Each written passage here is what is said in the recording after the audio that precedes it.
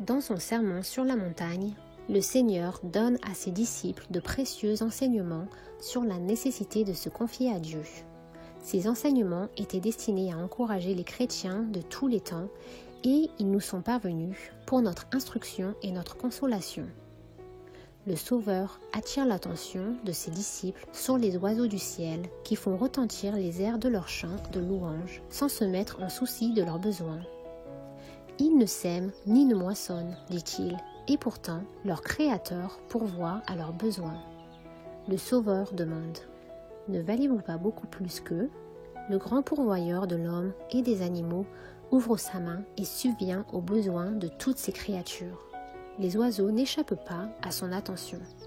Il ne jette pas la nourriture dans leur bec, mais il leur donne du grain à recueillir.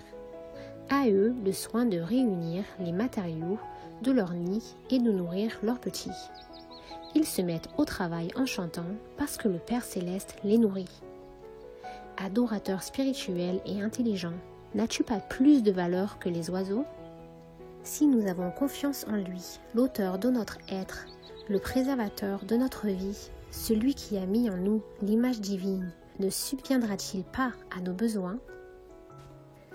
Jésus appelait aussi l'attention de ses disciples sur les fleurs des champs qui croissent à profusion dans la beauté simple dont le Père Céleste les a revêtues en signe de son amour envers l'homme.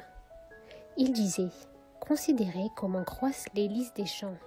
La perfection de ces fleurs naturelles surpasse de beaucoup la splendeur de Salomon. Les plus somptueux vêtements qu'ait confectionnés l'art humain n'ont jamais pu supporter la comparaison avec la grâce naturelle et la beauté radieuse des fleurs que Dieu a créées.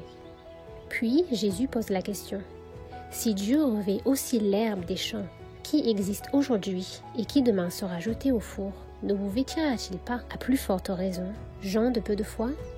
Si Dieu, le divin artiste, donne aux simples fleurs, dont l'éclat ne dure qu'un jour, leurs nuances délicates et variées, quel soin plus grand ne prendra-t-il pas des êtres qu'il a créés à son image ?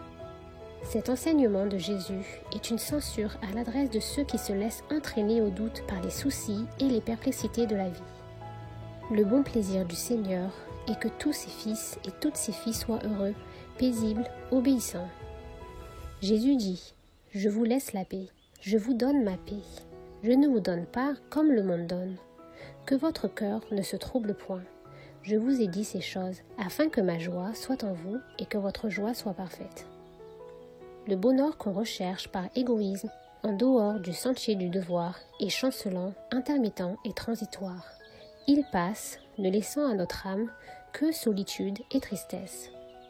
Mais au service de Dieu, on trouve paix et joie.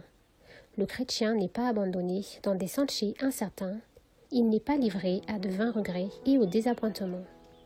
Si nous ne jouissons pas des plaisirs de cette vie, nous pouvons être heureux quand même en regardant à celle qui est à venir.